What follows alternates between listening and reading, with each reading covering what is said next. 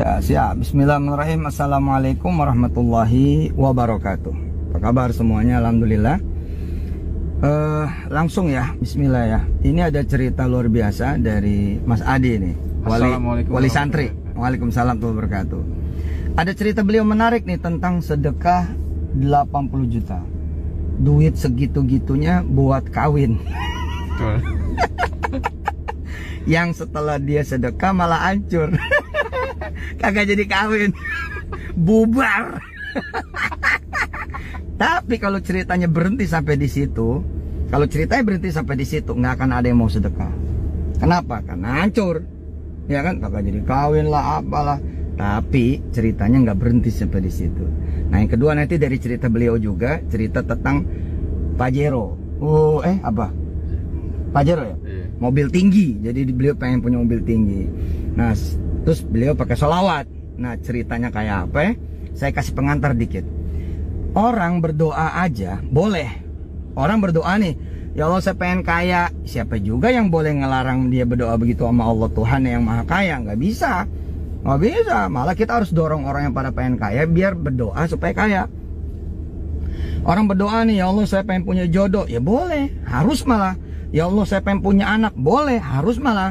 Saya pengen punya rumah. Boleh, harus malah. Saya pengen begini begitu, pengen punya ini, punya itu, pengen ke sono ke situ, pengen ke sana ke sini, misalnya pengen ke Amerika lah, Australia lah, Kanada, pengen haji, umroh, boleh. Doa kosong aja boleh. Apalagi doa yang dibarengi sama sedekah, doa yang dibarengi sama sholawat. Pasti dia bukan cuma boleh, itu dianjurkan. Ini pengantar dari saya. Nah, bismillahirrahmanirrahim. Ada orang-orang yang memang tidak setuju dengan pendapat ini. Ya nggak apa-apa, betul nggak? Betul. Namanya juga beda pendapat. Nggak ada masalah. Iya, biasa aja. Yang mau pakai monggo, yang enggak juga ya nggak apa-apa. Cuman saya bilang kalau sedekah menghalangi orang meminta, sedekah menghalangi orang kemudian berdoa kepada Allah Subhanahu Wa Taala, ya berarti nggak usah sedekah. Karena sedekah itu akan menghalangi permintaan dan doa kita gitu. Oke, kita langsung dengar cerita tentang keajaiban sedekah dan sholawat. Ayo Mas Adi. Assalamualaikum warahmatullahi wabarakatuh. Salam. Saya Adi, wali santri di Dakku School. Jadi ceritanya dulu sekitar tahun 2008 atau 2007.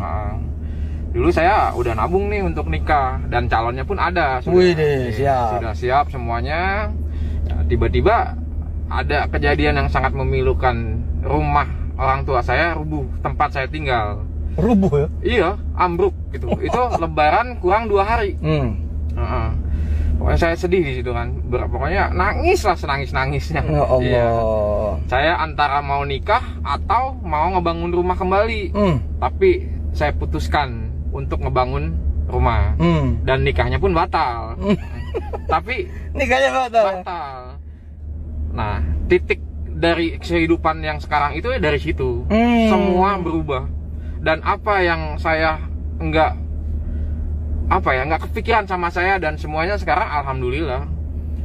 Yang dulunya ya cuma nggak kebayang lah punya mobil, tapi ya alhamdulillah sekarang semuanya. Iya. Nah, ceritain tuh yang begitu habis sedekah, setelah nggak lama rumah orang tua kebangun. Ya. Nah dari situ saya pas udah semua rumah orang tua saya belum rapi tuh, udah kebangun. Dari situ saya akhirnya dapet juga jodoh, nikah dan yang sama yang sekarang. Dan rezekinya alhamdulillah dari 80 juta itu ya mungkin beratus-ratus kali lipat. Tuh coba beratus-ratus kali lipat. Ada orang telepon beliau untuk mimpin perusahaan di Jakarta ya. Betul. Masya Allah. Kalau bikin perusahaan berapa itu ya? Waduh. Nah, iya kan? Iya. Belum ternyata dapat ganti wujud istri ya kan? Betul. Calon yang lama mem-PHK dia nih. Tapi diganti sama Allah dan sekarang punya anak. Berapa anak orang? Anak 2, yang 1 Alvis meninggal. di saya kan? Iya. Oh. Adiknya meninggal di kandungan. Nah itu sedekahnya kayak gitu loh. Nah 80 juta itu kan juga perjuangan beliau. Artinya bukan langsung dapat duit 80. 80 nih nabung, hasil kerja keras apa segala macam. Lah kemudian kok itu disedekain. Nah, itu namanya pengorbanan gitu. Betul. Oke, cerita yang berikut. Jadi, Salawat. Ceritanya gini, saya mobilnya masih mobil yang kecil, city car ya kan. Pengen punya mobil yang tinggi. Saya sama istri saya bilang, kata istri saya, sholawatin aja. Kan kebetulan istri saya ngefans sama Ustadz Yusuf Mansur juga sama saya. Asik. Saya bilang, Ustadz Yusuf Mansur tuh kalau pengen apa-apa sholawatin dulu. Saya ingat terinspirasi dengan cerita beliau yang Fortuner. Dan akhirnya Fortunernya dititipin. Iya benar. Kan, Pak Ustadz? Benar. Dan sama percis saya, dan akhirnya bisa alhamdulillah punya Pajero. Karena dari sholawat itu. Sholawat. Nah kembali lagi sama, boleh nggak kita doa punya mobil? Ya masa kagak boleh orang doa sih? Doa mah gratis. Doa mah bisa gratis. setinggi-tingginya. Nah gitu. Ya, tapi harus diiringi dengan sedekah. Nah makanya apalagi kalau kemudian mau mengiringi dengan sedekah, mengiringi dengan sholawat begitu. Oke, itu dulu. Pokoknya semua yang pada punya utang, sedekah, sholawat. Yang pada pengen nikah, sedekah, sholawat. Yang pada pengen punya anak, sedekah, sholawat. Pada pengen pergi haji, umroh, pengen punya apa ya, pengen kemana, sedekah, sholawat. Apapun, bahkan dengan sedekah dan sholawat kita bisa memadamkan api neraka. Coba itu, api nerakanya luar biasa padam. ya Pak Ustadz ya. Nah iya, Sedekah itu. luar biasa. Pokoknya, Nah, ada tambahan lagi? pokoknya jangan takut kalau sedekah dan doa kita itu nggak akan diganti. Yang penting kita yakin dengan semua itu.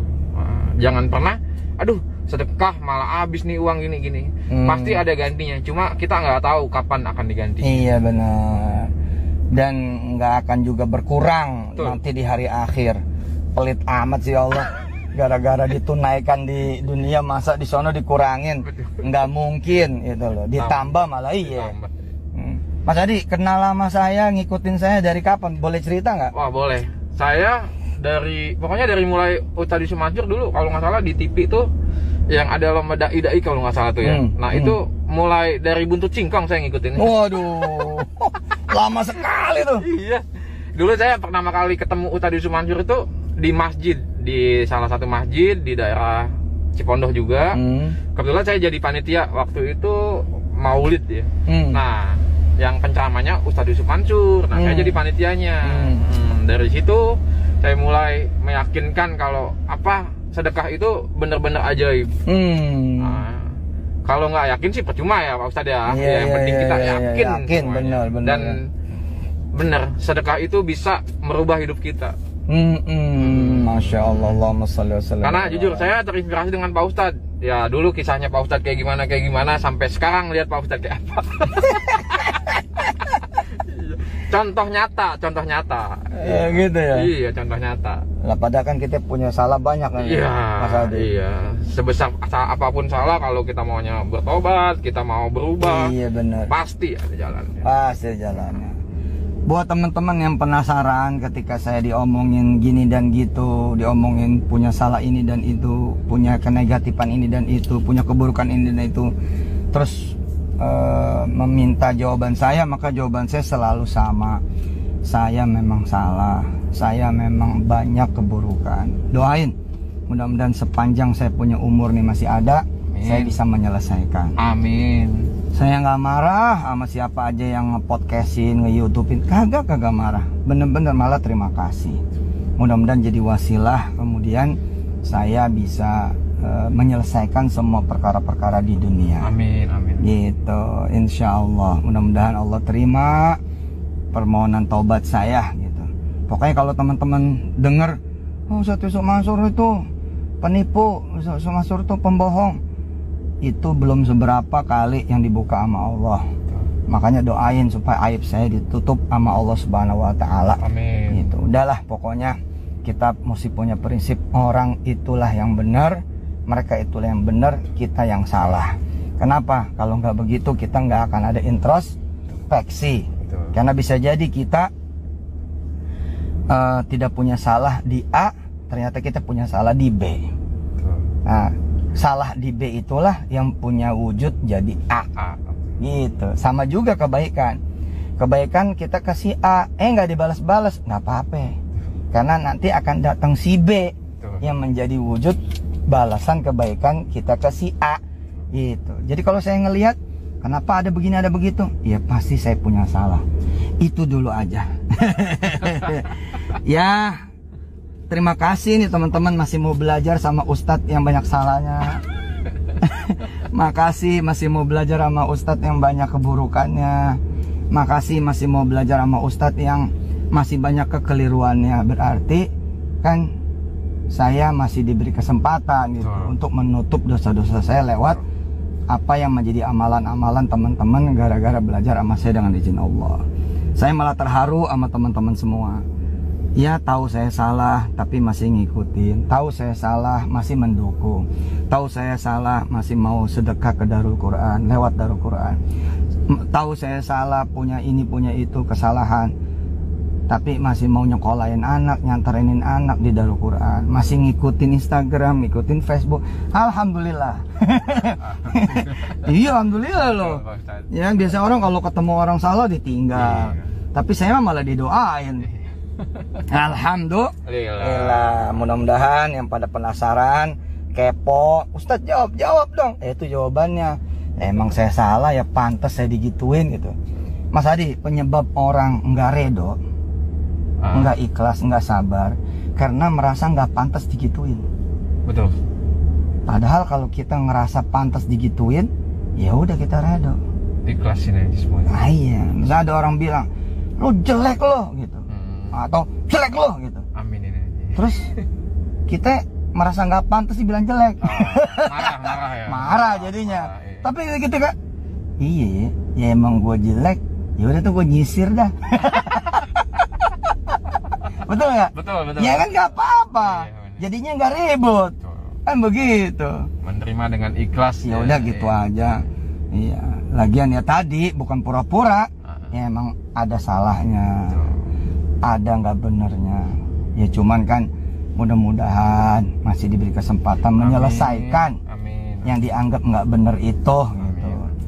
Ya masa iya sih juga Allah nggak ngasih kesempatan kan kepada hambanya yang mau memperbaiki diri.